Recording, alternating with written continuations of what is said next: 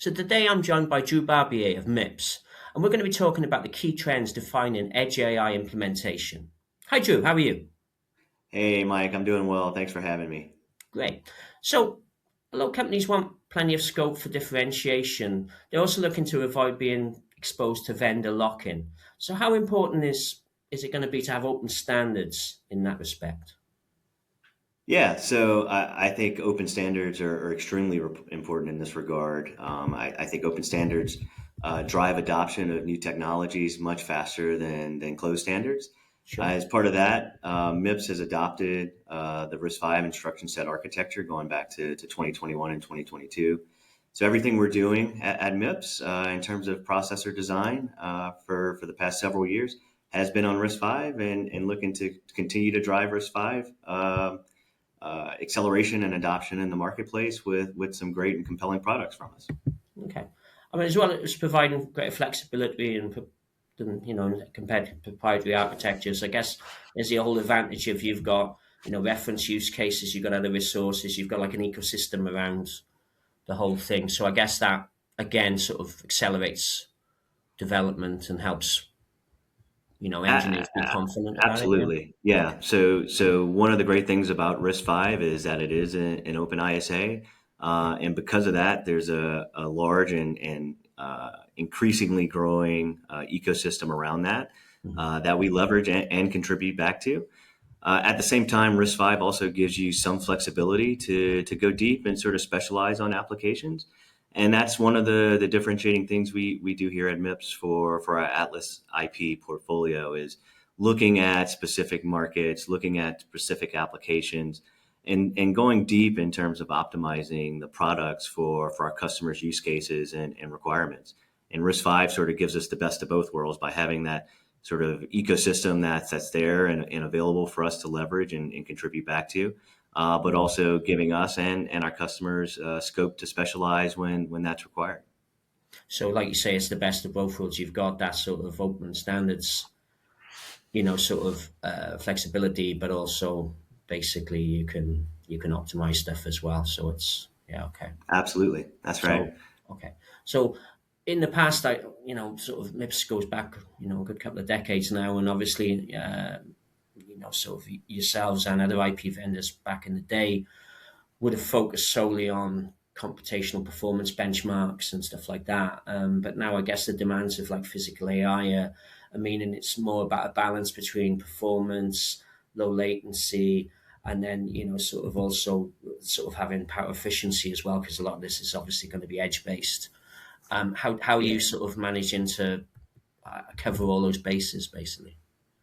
yeah. So it kind of goes back to the points that we touched on earlier. Yeah. But with physical AI coming and driving sort of this mass wave of products and applications in the market as AI sort of moves from the data center to the edge, it's driving all kinds of requirements, like you said, especially in power efficiency, Hmm. but also in other aspects as well. And like I covered earlier, MIPS, we're really looking to target these applications and go deeper.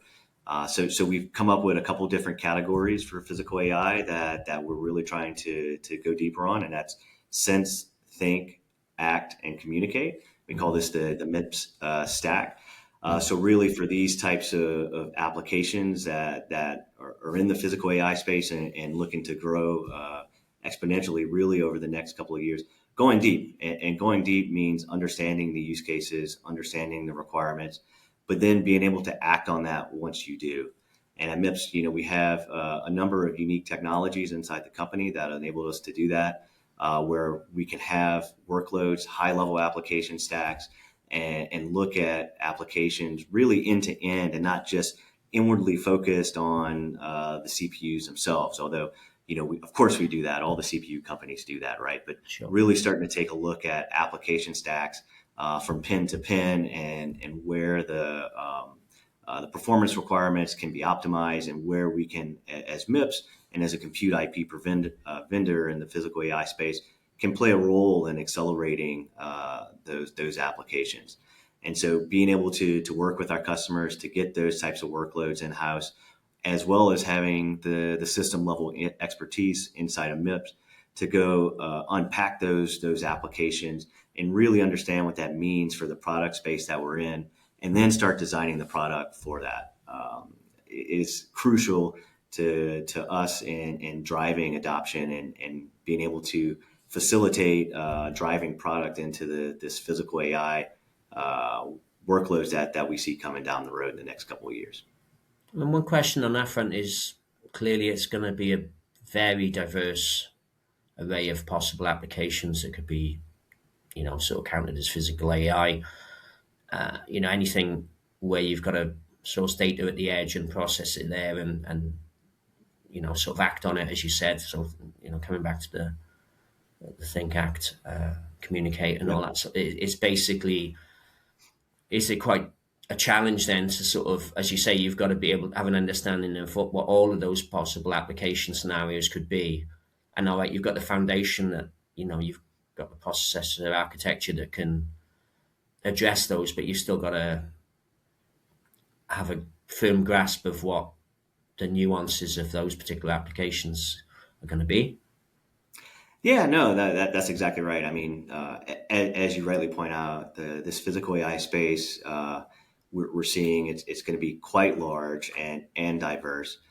And MIPS as a singular company, right? There's no way we can address all of it as much as we would like to. So we have to be very deliberate and call our shots. And that's what you see with some of this messaging that we have around sense, think, act, communicate. Like these are Yeah. really the areas that we're looking to focus on and go deep because one of the things you might have heard me say before. What I found in the RISC-V space, because I've been in the RISC-V space now for since 2017, so coming up on 9 years here, is Yep. that it's not enough just to be 10% better, 20% better. You have to be significantly better to get customers to move to your solutions, to change courses and change architectures and things like that. It's not a simple or trivial move. So you really need to be 2x better, 4x better to Okay. drive the value proposition and to help customers understand that there is a significant amount of differentiation that can be had for these applications. And by moving to as an example, MIPS technologies. And so that's what we're trying to do. We're trying to call our shots in these spaces, sense, think, act, and communicate, so that we can go demonstrate, not 20% better value, but orders of magnitude better value for our customers for their use cases and applications. That makes sense because people aren't going to move if it's just a small incremental change. They That's want to right. see some real step change type levels. Okay. That's right. So that's cool. I mean, with RISC-V, what are the biggest opportunities you currently see? Are they automotive, robotics, industrial IoT? Yeah.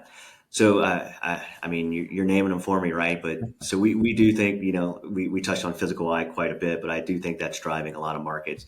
But I think automotive and industrial in particular are very ripe for MIPS products and RISC-V solutions as a matter.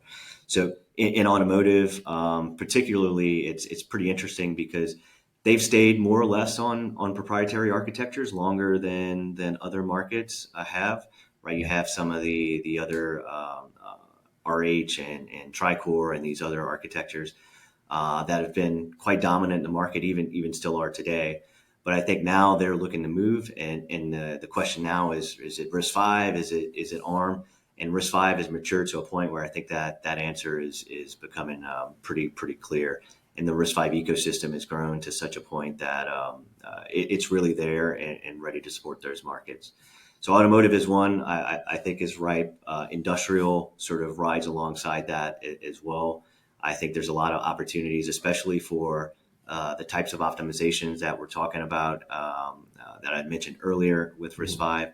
I think industrial is pretty ripe for that. When you mm. think about robotic arms and communications, right, that fits very well into our act and communicate buckets and something that we're very clearly targeting.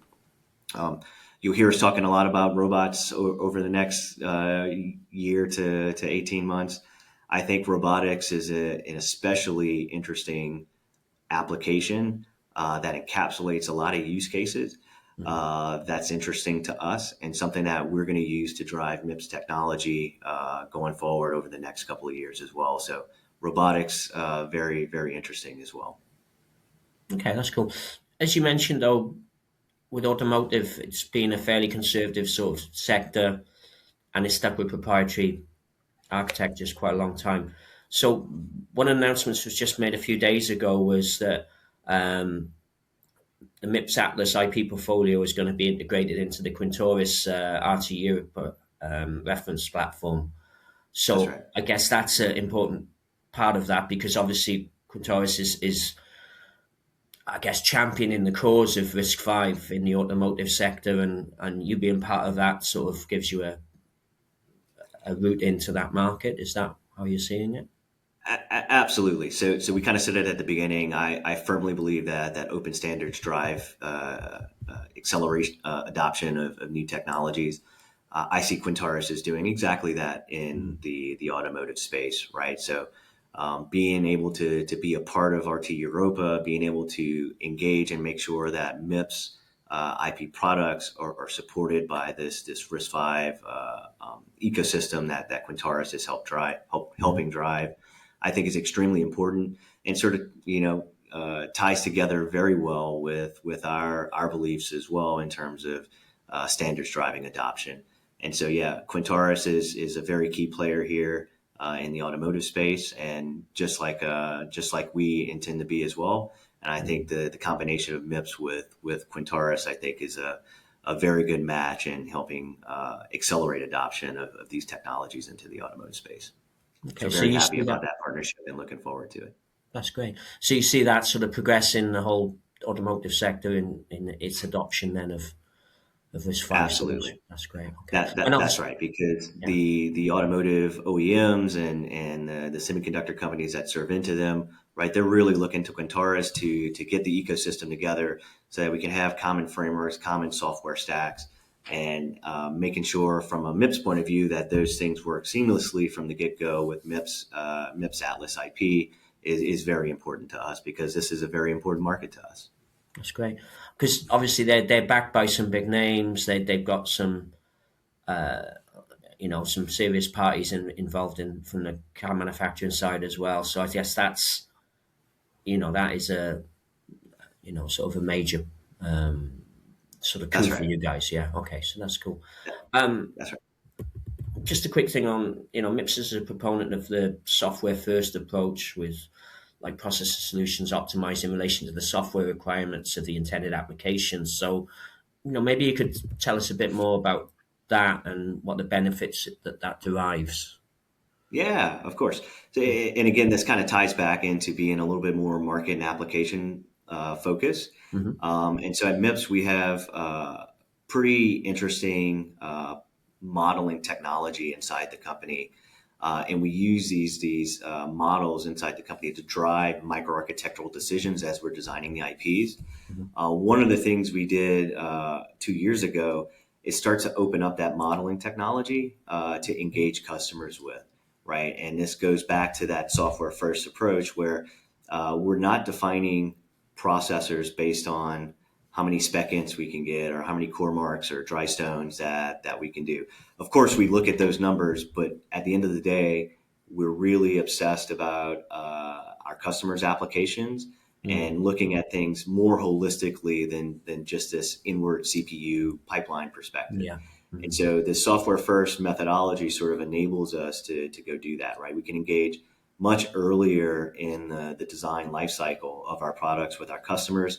We can understand and comprehend their workloads and the effects that we, as the CPU provider and sort of CPU subsystem provider, can affect on those workloads and really start optimizing around that. So that's one part of it where it helps us guide these sort of very low level microarchitectural design decisions as we're architecting our IPs. Mm-hmm. But the other aspect, once we have those models, enabling our customers with those models so that they can get their software and their application up and running on MIPS IP before they ever have an SOC, before they ever have an FPGA or Yeah. anything like that. And not just get their application up and running, because sort of functional modeling technology has been around for a very long time and it's fairly common in the market. But uniquely at MIPS, we have pretty sophisticated performance modeling technology. So not only are they able to get their applications up and running very early in their product lifecycle, but they're able to optimize their software early Yeah. in the product lifecycle. And so that ensures that when they get the silicon back, not only is the software running, but it should be running very well, right? So it helps them shift left their Yeah. software development strategies, not just from a porting standpoint, but from an optimization standpoint as well. So we think this is very interesting and unique offering in the market, and it's already bearing fruit today. Where Atlas Explorer is the name of the product. If I haven't said it yet, we've been engaging customers with Atlas Explorer for several months now, and it's been extremely successful, and our customers have been extremely receptive to this sort of model of engagement with an IP provider. So a couple of things there. One is, as you said, I was just going to say it myself. So it's more a shift left type strategy, where you basically, you're not waiting for the silicon to arrive before you can be, working out how everything, actually sort of Exactly operates that, to but optimize it's it. one And step further, yeah, because it's not just yeah, writing and software and getting software running. It's also yeah, being able to optimize the yeah, software at that point as well. yeah. So like you say, then you've got to a stage where you don't just know it works, but you're actually making it optimal for what the application is. Um, Precisely. and then just coming back to what you said a little bit earlier. So back in the day, this was much more, the approach people would have taken was much more just throw dry store MIPS at the problem and not really think about the actual nuances of the application. It was just about, just having the Yeah, that's right. Or performance. you had Yeah, to rely on other sort of less optimal technologies, like having these big expensive FPGAs on every software yeah, developer's desk, or you're doing RTL simulations that are expensive in terms of compute and run times and things like that. So this modeling technology is interesting because it sort of circumvents all that, gives you the same or better information than what you had before, much more earlier in the process than you would have had it before. so that's cool because there's, obviously the old approach worked fine to some degree, I guess. But obviously, there's much more constraints on stuff now. Whether that's power efficiency, whether that's the size of the implementation, whether that's the time to market and stuff like. I guess all of these things make it more imperative to be able to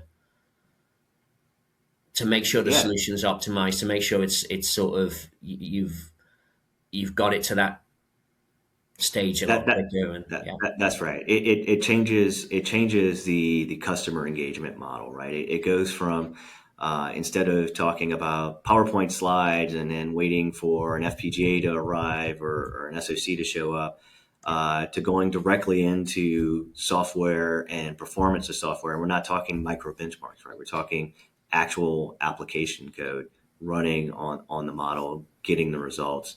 So it's been a very successful, and our customers have been extremely receptive to it, to the point you'll see us talking about Atlas Explorer quite a bit over the next couple of years, and really growing and expanding that tool as that customer engagement point. Both I talk about the early sort of part of this, like the early technical engagements with customers. But Atlas Explorer as a tool is also useful to customers after they've had silicon in production for years, because of the way the tool is structured. It can go into their continuous integration environments, right? okay, So whenever the software engineers check in a patch for something that's been in production for years, you can regress that software on the model and understand to a great level of detail the impact that patch will have in terms of performance. Are there performance regressions? Are there performance enhancements? hmm, So you'll start to have that a lot better understanding of that. And really, because it is a model of the microarchitecture, you get a lot more low-level detail than you would even if you had the SoC and a dev board on your desk. There's only so much information you can glean on that.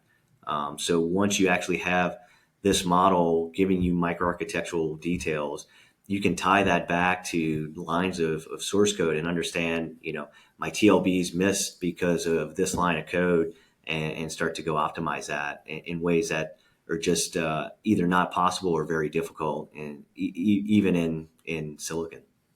Okay, but just coming back to what you said there, is it's not just the development and early implementation, and it's sort of got a life cycle management element to it, That's because you correct. can use that later on to um, yeah, to work when you're putting patches in and stuff like that. So it's actually got a longer term sort of benefits as well. Okay, so I wouldn't Yeah, have that's right. thought of that. Okay, so that's cool. I mean, one other aspect it's worth bringing up, obviously, is MIPS is now part of Global Foundries operation, and I guess that must bring a whole different sort of facet to what you're doing from an IP point of view. So you know, you're not just offering the IP and the technology expertise now. You know, you're sort of part of a you know, a foundry service Yeah, you know, operation. So yeah, maybe we could just, you know, sort of discuss what that means. yeah. Yeah, thanks for bringing it up. Fortunate enough, Global Foundries acquired MIPS back in August, and really um, standing behind MIPS and letting us drive adoption of RISC-V. It's a technology that they believe in. So having an opportunity to have them come in and back MIPS and really accelerate what we're doing here at MIPS has been fantastic. Um, Also, we see the world the same. We Mhm. see physical AI is driving a lot of this future technology and growth, and I think there's a lot of synergies between the MIPS IPs and the Global Foundries process nodes as well. So a lot of where physical AI is going to happen, it's not going to be on the low single digit process nodes, right? It's going to be in the more mature, the more cost effective, power efficient process nodes. And I think Yeah. fundamentally that's aligned to what we're doing here at MIPS, as well as MIPS also, as I've touched on, sort of taking this more market and application focused methodology to attack in the market. Global Foundries does the same thing from a process perspective as well. So I think there's a lot of synergies here, and a lot of commonality in the way we see the world and the world adopting as this physical AI trend comes to play out. And yeah, so I do have to say our IP is soft IP. It can be taken to any process node. Sure. Having said that, we have, prior to this, saw Global Foundries process nodes as target nodes for some of our products, especially like the M8500 on 22 GF 22 nanometer Yeah. is an extremely good fit and one of the process nodes we targeted from the beginning. So I think look for additional things like that where you see the sort of the best of both worlds, both in terms of MIPS from a compute IP perspective and marrying that with Global Foundries from a process technology perspective to deliver these truly unique and differentiated products targeting the physical AI, sense, think, act, communicate space. That makes sense, as you say. You know, if you figure that these things are going to be power efficient, they're going to be edge based, and you need sort of cutting edge nodes to do that. So obviously, you can bring the IP technology. They you know, sort of bringing the you know, sort of the know-how from a fab point of view, and pushing ahead with you know, moving further down to you know, sort of smaller nodes. So that's important. That's right. Um, and I guess that, as you say, that marries up quite nicely, because a lot of the applications you're talking about, especially IoT, possibly wearables, things like that, it's going to have to be very power efficient. Going to be, you know, sort of on these smaller, you know, sort of 22 nanometer or below nodes. And I guess the other advantage, I guess, is you're bringing in customers that they don't have, who you deal with from an IP perspective, but likewise, the companies That's there, right. they're coming in from Absolutely. I mean, that's yeah, that's a great okay, point, and that works both ways, right? So yeah, we've in the short couple of months that we've been together, I think there's been opportunities that we've had to bring customers to GF that maybe weren't there before, great, and likewise, there've been opportunities that were brought to us through the GF channels as well because they have an extremely extensive network of customers that they deal with. And a lot of those customers are prime candidates for MIPS Atlas IPs. So that's cool. So there's a bit of a symbiosis between the pair of you then, basically. Right. Okay, that's That's great. right. Excellent. Well, look, Drew, it's been a real pleasure speaking to you. Thank you for all your time to give us such detail about what's happening at MIPS, and really appreciate it. Thanks Hey, very much. Mike, thank you. Appreciate the chance to come here and talk to you. No problem. Thanks.